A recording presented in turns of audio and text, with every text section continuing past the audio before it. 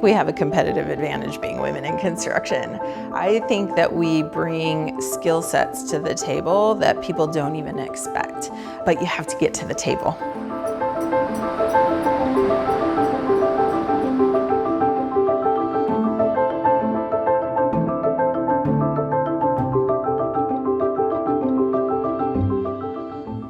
I'm Dina Kimble, and I'm president and CEO of Royal Electric Company.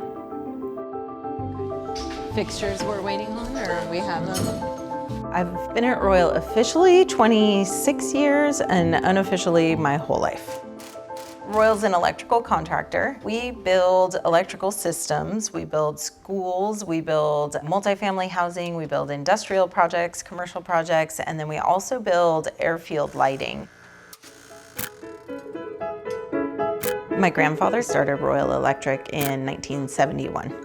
My dad and my grandpa became partners, and they really, built the company together until my grandfather passed away in 1991. I worked at Royal every summer since I graduated 8th grade. Once I was looking at colleges, my dad and I were on a road trip, and he said, "Have you ever thought of joining the business?" And the funny thing was, it had never, ever occurred to me. I never saw myself there because there weren't also those female role models there at the time. It just never dawned on me.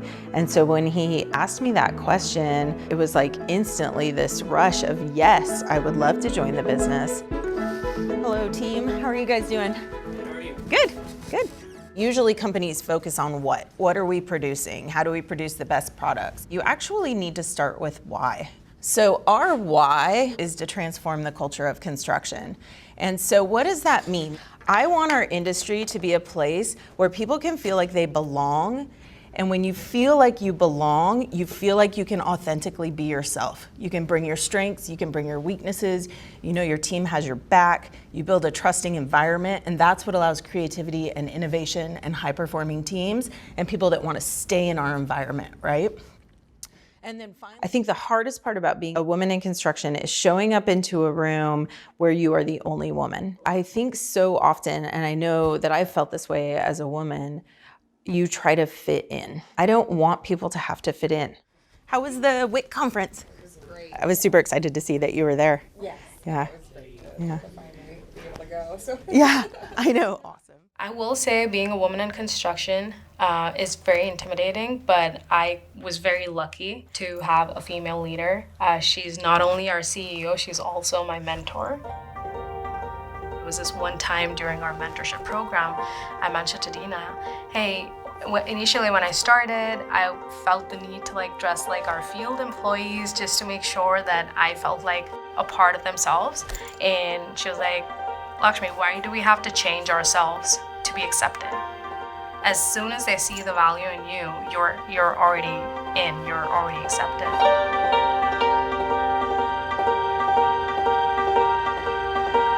The culture here at Royal, it's cliche. It's really like a family.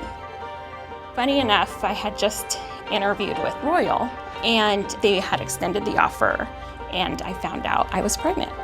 And I called the third-party recruiter and I told them, I said, I really want to join this organization, but I just found out I'm pregnant. Within the hour, I got a call back. And she was like, congratulations, I'm so excited for you. We understand that you're gonna need to take time off. We understand that you have a family that you want to develop, but we want you to be here too. You could do both. It was shocking. That's something I really enjoy about working here is that we're not afraid to be flexible. Looking back now, when I had my daughter, who's our youngest, I was a project manager and I really didn't actually go on maternity leave. I wanted to prove I could do it, but I look back now on that time and I realize how exhausted I was and how I wasn't really serving my family or my career, really. And so I make sure that young women now have a very different experience. Hey, babe, did you have a good day? Mm-hmm. Did you? I did. Good. My kids are everything. to my husband and I. And so being present for them has always been my number one focus and criteria. And I absolutely love my career, but I never wanted my career to be a detriment to my family. So I've always struggled to find, how do I balance those? I could never have done this job without Darren. He's 100% why I was able to do all the things. I may have wanted to throw in the towel if I hadn't had Darren, because he was my rock and my strength as we went through the culture transformation at Royal. I really started to feel the pushback when I started getting into leadership, and I started having my own ideas about what we needed to do as a company. And it's also when I really started experiencing imposter syndrome. That's when my gender, my lack of field experience, my status as a boss's kid, that's when those things started to be pushed on me. Family businesses are wildly difficult. Understanding your role contributing as an employee versus contributing as a family member, and that line gets really, really gray. We've had a lot of fun family conversations about, we both wear some imposter syndrome every once in a while. Like, have I earned this spot? Have I, but she looks at me and she's like, no, she'll say it, you're the smartest person I know. She put a lot of time and effort into setting those boundaries. And at times it was probably harder for her than it was for me. And now that we have a relationship that revolves around healthy conversations, man, I owe her that. I really felt to my core that focusing on people was the right thing to do, and focusing on a long-term vision was the right thing to do. The rest of our leadership team, we were not aligned in how we wanted to lead the company, and we didn't have the tools to deal with that conflict. It resulted in a really, really toxic environment because we didn't know how to get that alignment, and we had very different views. So when I stepped into higher leadership, we actually had really kind of hit rock bottom. It was a really, really tough time.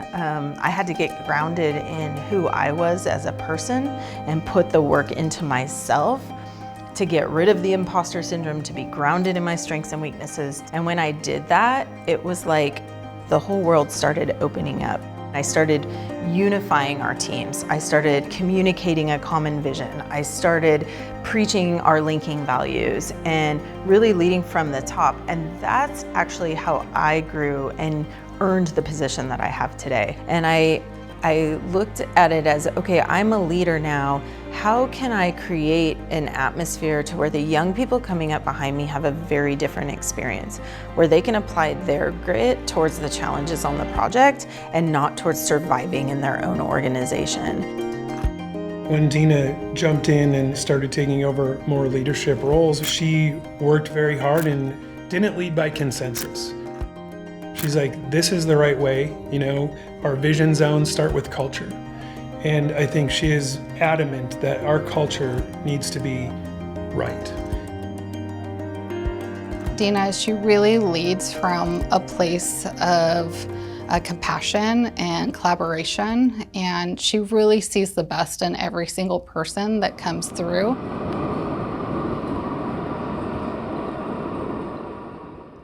At other construction companies, I was more so treated as a nurturer.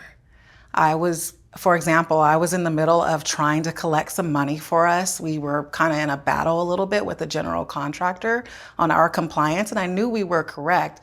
And so I'm on the phone and I'm juggling and I'm in my emails, and my boss came up to me and asked me to go serve coffee to a group that we were trying to entertain that day.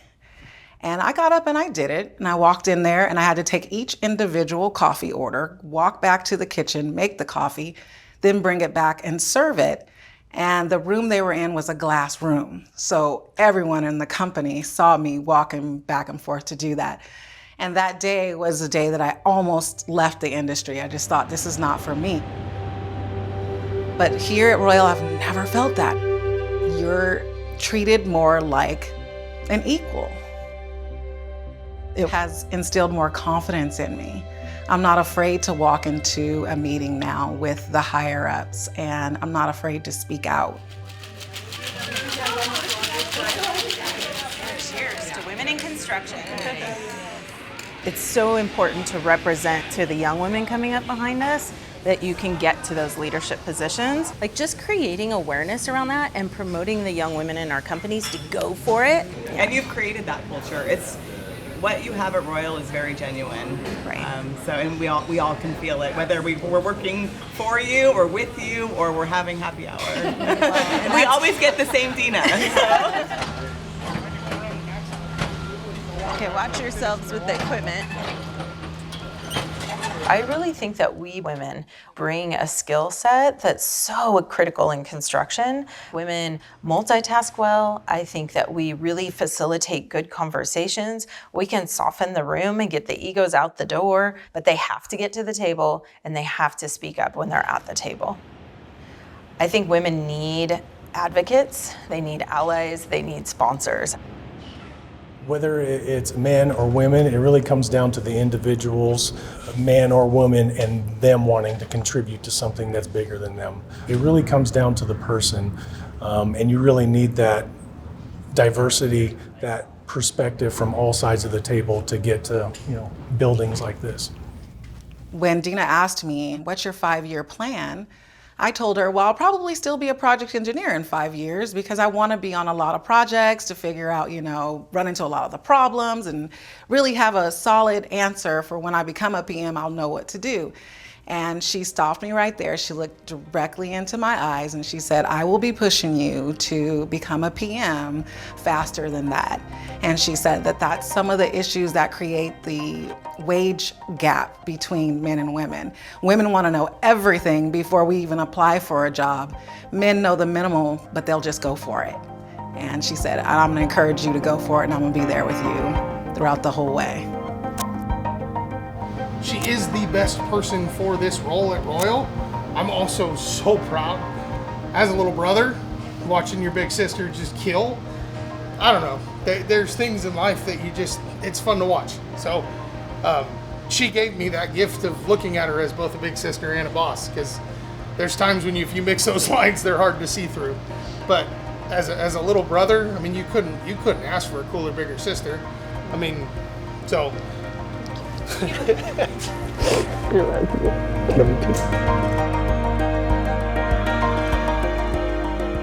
I think if we are going to transform the culture of construction, we have to have the diversity of perspectives at the top leadership of the companies. By doing that, then we're making sure that we're creating environments where everybody can belong. I feel really confident in who I am today, and I feel really proud of what I've accomplished. And I know even if none of them know the work that I put into that, I know what work I put into that, and I'm really, really proud of that.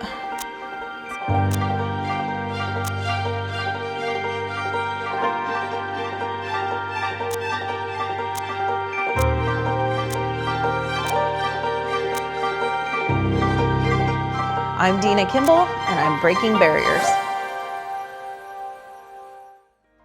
Hey, I'm Jennifer Todd of A Greener Tomorrow. And if you support women, empowering them, taking them to the next level, leadership, and all of the things, make sure that you are following us online, Instagram, LinkedIn, and YouTube. And by the way, make sure you're keeping up with us so you can find out about the latest live events, all of our webinars, and that you can see every episode of Breaking Barriers. We'll see you soon.